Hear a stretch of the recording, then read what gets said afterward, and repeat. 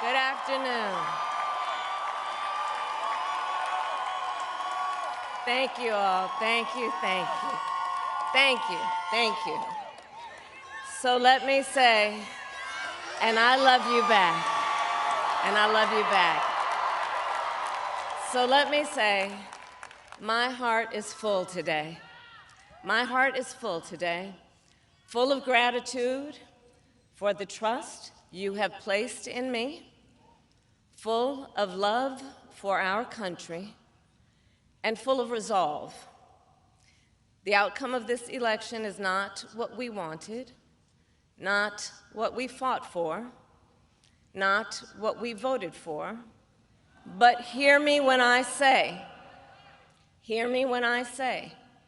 the light of America's promise will always burn bright.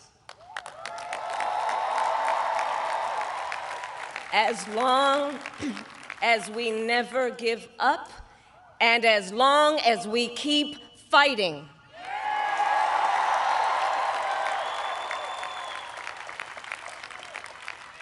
To my beloved Doug and our family, I love you so very much.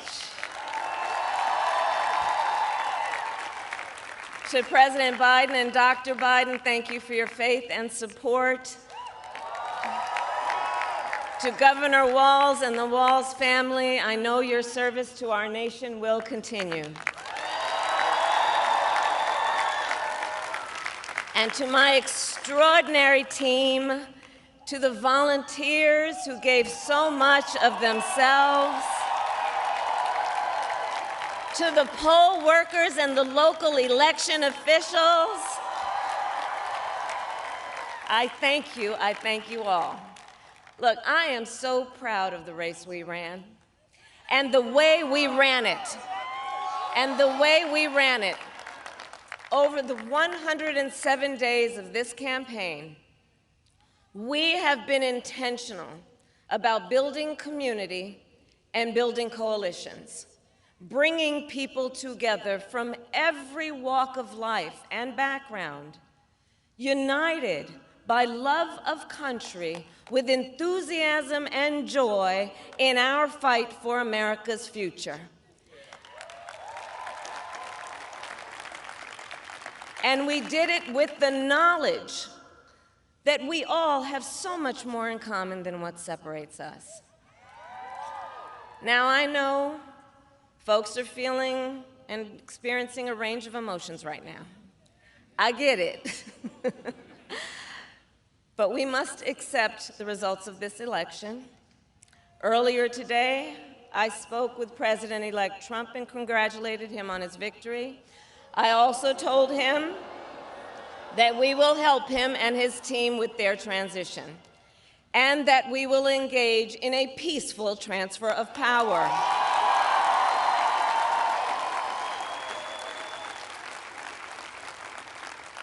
A fundamental principle of American democracy is that when we lose an election, we accept the results.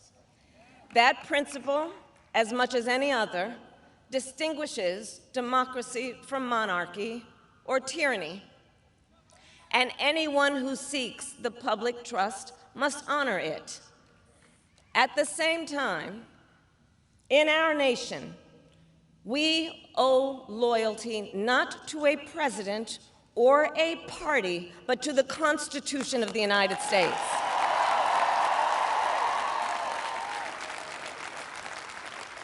And loyalty to our conscience and to our God. My allegiance to all three is why I am here to say, while I concede this election, I do not concede the fight that fueled this campaign.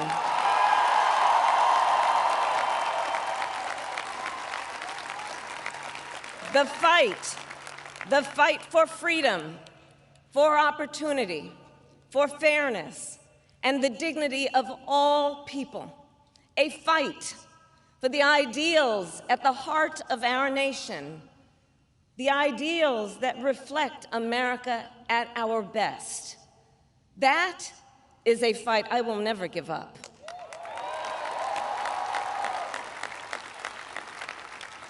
I will never give up the fight for a future where Americans can pursue their dreams, ambitions, and aspirations, where the women of America have the freedom to make decisions about their own body and not have their government telling them what to do. We will never give up the fight to protect our schools and our streets from gun violence. And America, we will never give up the fight for our democracy, for the rule of law, for equal justice, and for the sacred idea that every one of us, no matter who we are or where we start out, has certain fundamental rights and freedoms that must be respected and upheld.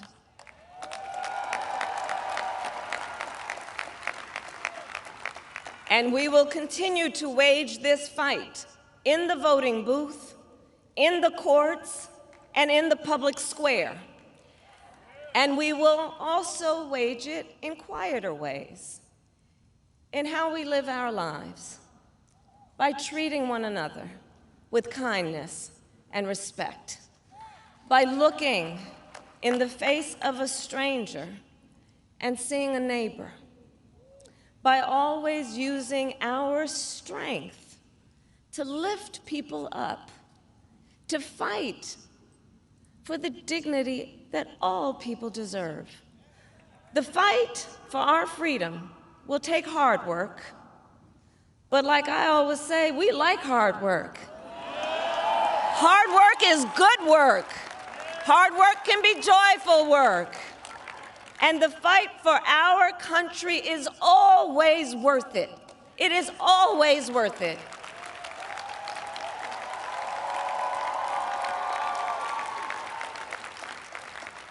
To the young people who are watching, it is,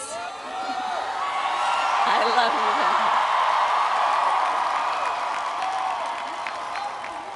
you. To the young people who are watching, it is okay to feel sad and disappointed, but please know it's going to be okay. On the campaign, I would often say, when we fight, we win. But here's the thing. Sometimes the fight takes a while. That doesn't mean we won't win. That doesn't mean we won't win. The important thing is don't ever give up. Don't ever give up. Don't ever stop trying to make the world a better place. You have power. You have power. And don't you ever listen when anyone tells you something is impossible because it has never been done before.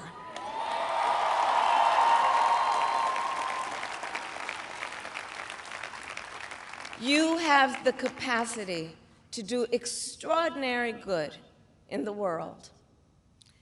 And so to everyone who is watching, do not despair.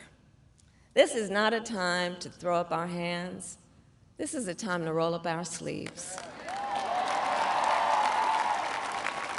This is a time to organize, to mobilize, and to stay engaged for the sake of freedom and justice and the future that we all know we can build together. Look, many of you know I started out as a prosecutor, and throughout my career, I saw people at some of the worst times in their lives. People who had suffered great harm and great pain, and yet found within themselves the strength and the courage and the resolve to take the stand, to take a stand, to fight for justice, to fight for themselves, to fight for others. So let their courage be our inspiration. Let their determination be our charge.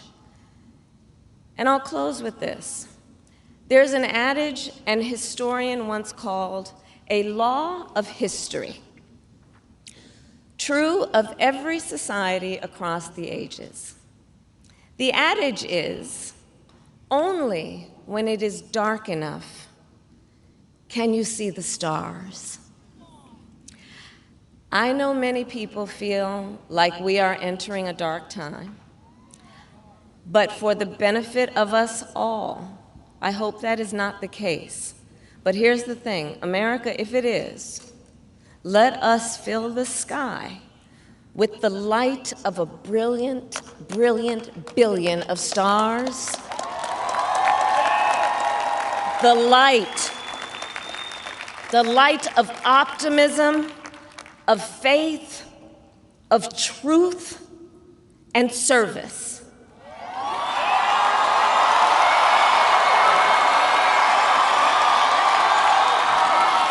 HU. And may that work guide us, even in the face of setbacks, toward the extraordinary promise of the United States of America. I thank you all. May God bless you, and may God bless the United States of America. I thank you all.